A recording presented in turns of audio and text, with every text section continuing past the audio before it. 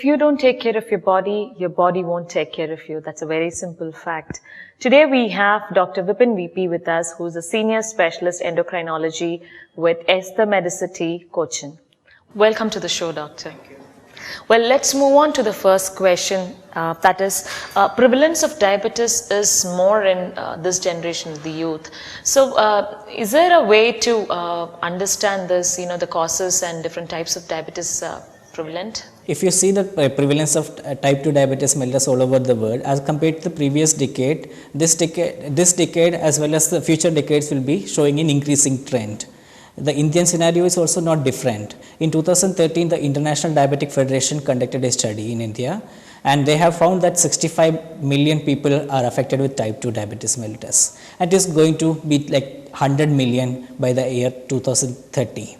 And when the ICMR, that means Indian Council for Medical Research, conducted a study in Indian diabetes, it has found that the onset of diabetes, especially the type 2 diabetes mellitus, has shifted from the age group of 40 years to 25 years to 35 years. So the type 2 diabetes mellitus in India now starts around the age of 25 to 35 years, and it gradually increases as the age increases. And there are various studies from various parts of India regarding the prevalence of diabetes mellitus, especially in the youth. In Chennai, the study by Dr. Mohan et al. Showed that the prevalence of diabetes in the youth, especially who are less than 25 years, was like 0.5% in 1990 to 2000. It has increased from 0.5% to 2.5% in the next decade. So there is about 5 times increase in the that's what I was even thinking about. Yeah, that was around 5 times increase in the prevalence of diabetes mellitus in the youth. So we have to seriously address this issue. So then the second question was regarding the type of diabetes mellitus that affects the young people. So I will number them and then I can explain. So the type of diabetes can be type 2 diabetes mellitus, it can be type 1 diabetes mellitus, and other less common type of diabetes can be pancreatic diabetes mellitus. Then there is a peculiar variant called maturity onset diabetes of young, and especially if the ladies are pregnant, they can have gestational diabetes mellitus, and other type of diabetes are uncommon. Out of which the most common is type 2 diabetes mellitus. Type 2 diabetes mellitus usually is characterized by insulin resistance. There is sufficient amount of insulin in the body, but it is not acting properly. That is the basic pathology for that. Usually that people are a bit of obese, they are having a sedentary lifestyle, and they are usually having a family history also. These type of diabetes mellitus usually respond to drugs. And the other type of diabetes, what I said, was type 1 diabetes mellitus. It is usually occurring in a younger age group, and the basic pathology in this type of diabetes is autoimmune or destruction of the pancreatic beta cells which produce insulin. So they are insulin deficient from the onset. So they are having a very high blood sugars along with ketone bodies. So they will be having breathlessness along with severe weight loss, polyuria, means increased frequency of urination as well as excessive thirst. So in that patient, the family history may not be there, but they require insulin from the onset itself. The other type of diabetes that we have discussed is the pancreatic diabetes. This is due to a disease which is affecting the pancreatic per se. So in that group of patients usually presents with recurrent episodes of abdominal pain. Along with that, they will be having fat malabsorption or maldigestion, we can say, because they will be having fatty stools or frothy stools, especially aggravated by fatty foods. And they will be having weight loss along with increased blood sugars. In them also, the basic pathology is destruction of pancreatic beta cells, which is unable to secrete the insulin. The other type of insulin that we were discussing is like maturity onset diabetes of young. This is actually due to a genetic defect in single gene which is participating in different process of insulin secretion from the pancreas. If there is a mutation in any of this process, what will happen is insulin is not being properly secreted from pancreas. So that is also occurring in patients less than 25 years of age, and they are usually lean and they are having a strong family history also. Usually they will respond to drugs. And other than these type of diabetes, what is the other group of diabetes is gestational diabetes mellitus or the diabetes mellitus which is occurring during pregnancy, especially after 4 months. In them, actually we have to screen them for diabetes mellitus around 6 months of gestational age with a oral glucose tolerance test, and we will take different cutoff for the fasting values as well as 2-hour value. If a fasting value of more than 92 milligram per deciliter or a 2-hour postprandial value of more than 153 milligram per deciliter, if it is any of this is positive, we will say they are having diabetes mellitus. And if we categorize these people into first decade like 1 to 10 years, 10 to 20 years and 20 to 30 years, the prevalence of different type of diabetes different. Like 1 to 10 years, it is most commonly type 1 diabetes, and 20 to 30, if you are taking 10 to 20 years, it is a combination of type 1 and type 2, and if it is 20 to 30 years, predominantly type 2 diabetes mellitus. We have few questions on the audience side. This is the first question. Hi doctor, I am Sharon. I am from Kochi, and my question for you is, what are the different treatment options and how can we prevent diabetes? So what are the treatment options for diabetes? So if all the treatment options for diabetes depends upon what is the type of diabetes that we are dealing with.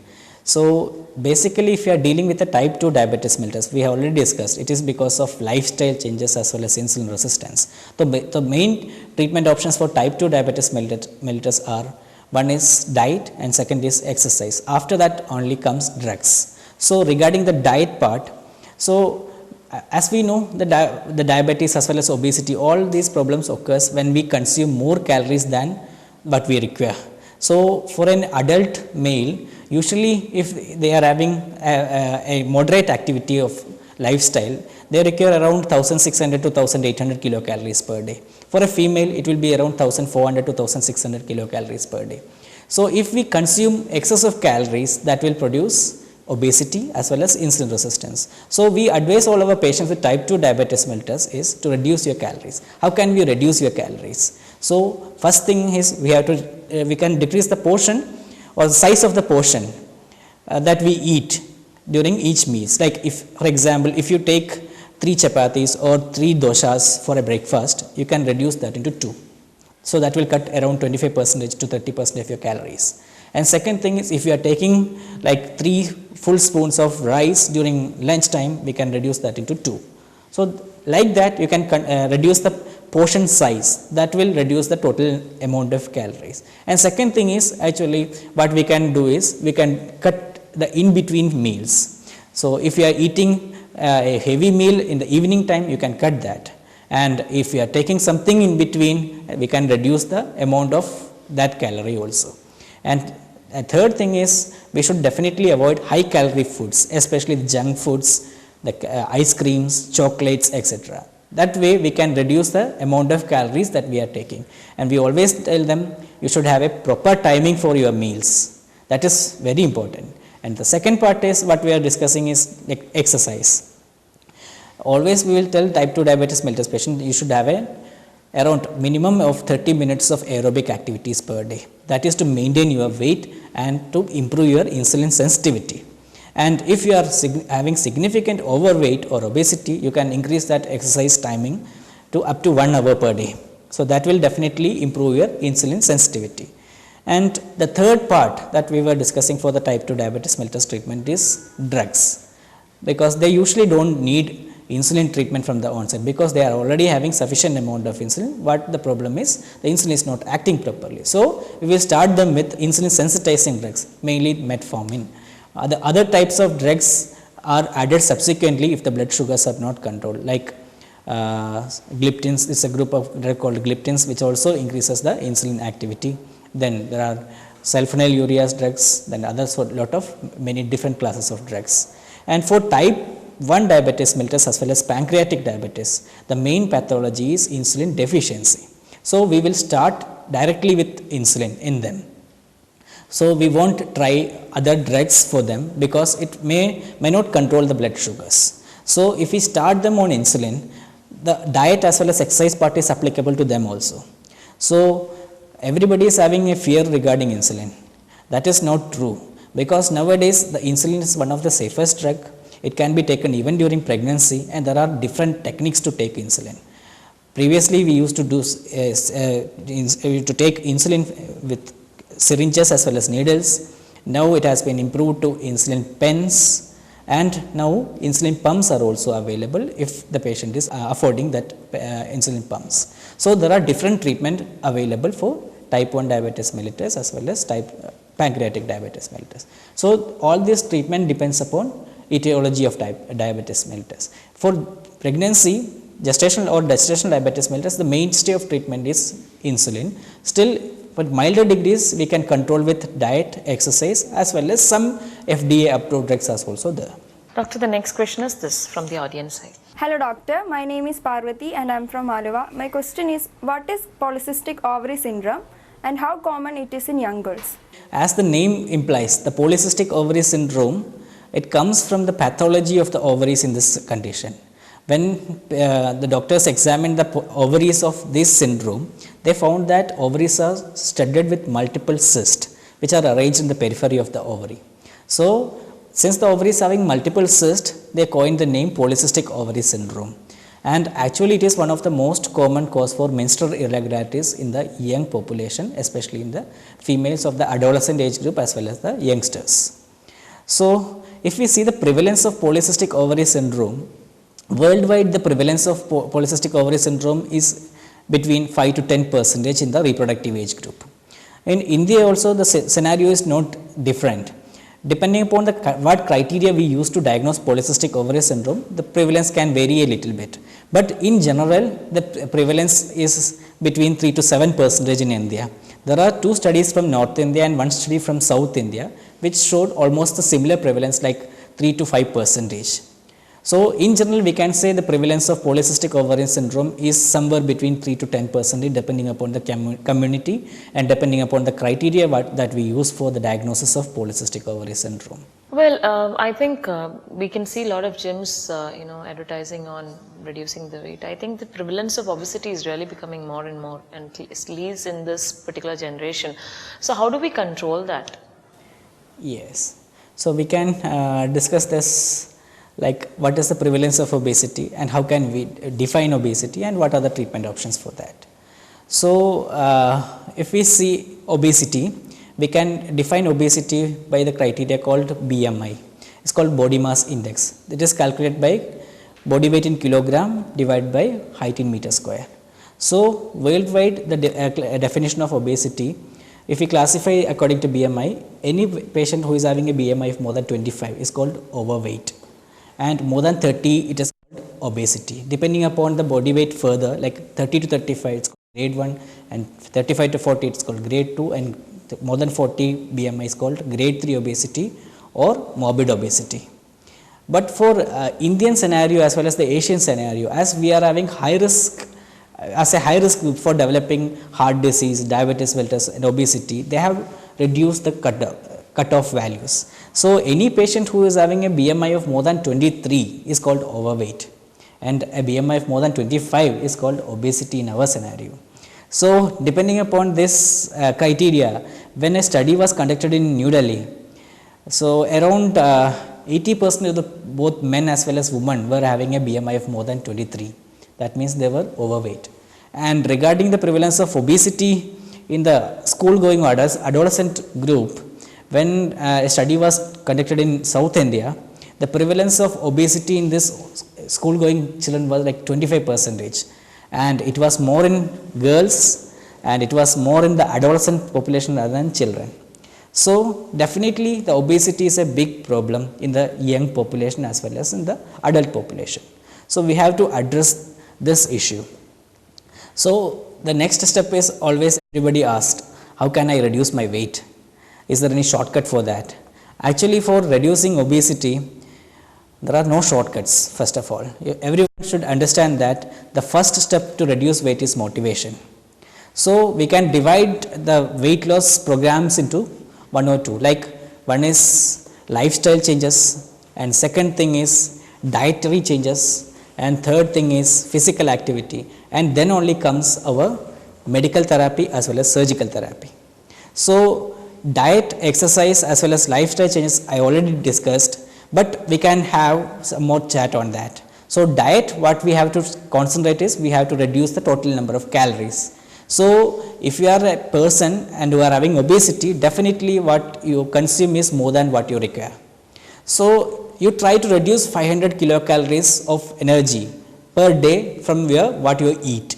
So that will produce an energy deficient or calorie deficient diet that will produce some amount of weight loss. With that, persons can achieve around 5% of the body weight loss. And second thing is exercise, regarding exercise. So to maintain a body weight, what we should do is we should do 30 minutes of moderate aerobic activities. Means aerobic activities, why it is important means it should increase your heart rate. Moderate means it should be around 70% of your maximum heart rate. So the aerobic exercise that obese persons can follow is, most important is running or jogging, second is speedy walk, and third is cycling, and fourth is swimming, and fifth is skipping.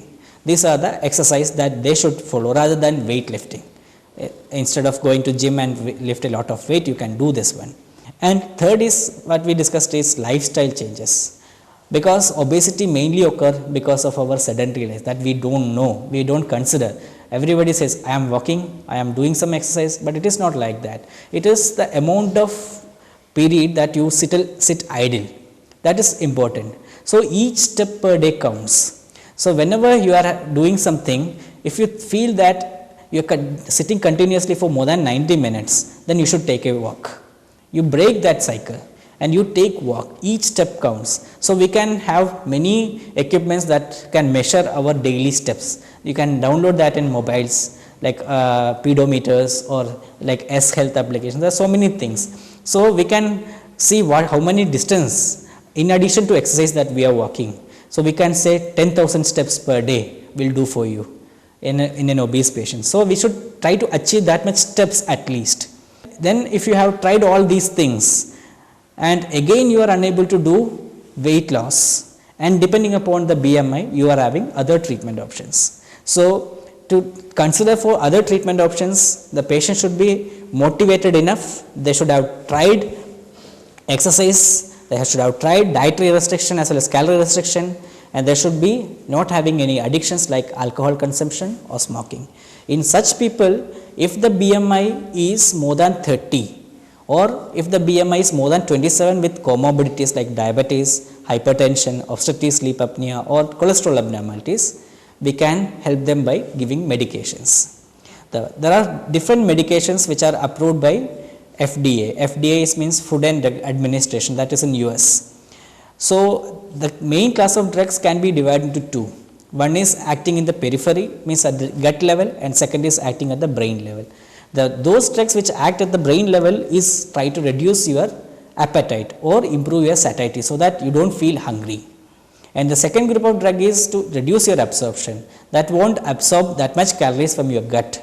So there are 5 different classes of drugs, but the main problem with these drugs is these drugs are not studied for a long time. You can start the drugs that as per this FDA recommendation, but you have to stop the drugs after 1.5 years of therapy, because there is no safety profile beyond that. And what is the expectation from these drugs? You cannot expect like 30% or 40% weight loss from these drugs. So these drugs produce a weight loss of around 7% to 8% or 10% maximum. And certain drugs cannot be used in certain people like those who are having heart disease or something like that. And certain drugs can produce GI upset and flatulence or diarrhea, etc. also. So drugs are not a miracle, but it is only to help you to initiate the weight loss. Once you get some weight loss with these drugs, then you should maintain your weight by doing this diet as well as exercise. And they should attend the obesity clinic at least for 6 months regularly to show that they are having a motivation and they are off all the addictions and they are trying hard. In such people only we will try for this obesity surgeries. So obesity surgeries can be mainly divided into two. One is gastric volume reduction surgeries and gastric bypass surgeries. What this do is actually with small amounts of food we will feel our appetite is okay. So we will eat small. There are side effects for surgeries, of course. But if we see the side effect versus benefits, the benefits are more as compared to side effects, because they can achieve a weight loss around 30%. if they properly undergo this surgery, as well as they can follow the diet. That is most important, because stomach is a stretchable organ. So what we do by surgery is actually the stomach volume is reduced from, like you can say, 200 ml to 50 ml. So again, if you take large amount of food again and again, gradually the stomach will dilate again. So you will again have weight gain. So if you don't follow this diet and exercise pattern after surgery, they will definitely have weight gain. So that is not a permanent solution for those people who are not motivated. Side effect, definitely the procedure side effect are very minimum, like you can say less than 1%, but patient can have increased frequency of stools sometimes mineral deficiencies or vitamin deficiencies. That is common. Usually in a good center, we will take care of all these things, and patient will be having all these follow-up visit, and everything will be taken care of usually. Well, I think we covered the most important topic, because it has become common in even small kids also, the diabetes and whatever topics we have covered today. It was great talking to you, doctor, and thank you very much for coming here and sharing this valuable information. Can you also give us some message to the new generation now as to how they can, stay away from such a disease? So actually, if you have listened my talk, this message is very simple. All these diseases are related to lifestyle. So you should change your lifestyle if you are having a high risk for all these diabetes or obesity or any of these things. So you should act from now onwards. So you can act today so that you can prevent all the diseases tomorrow. So you should have a good healthy lifestyle, and you should avoid excess of calories, avoid smoking, do exercise daily, and avoid sedentary lifestyle, so that you can stay away from all these diseases. Thank you. Well, thank you so much, doctor, for coming here to our show and giving us valuable information. Over to you guys. Please stay away from surgeries and other things. For obesity, I think it is because of the lifestyle that you carry. So always do exercise, have good food, stay away from junk food. You can always contact us on youthdiaryrosebowl@gmail.com. Until next week, I come back to you. Bye-bye.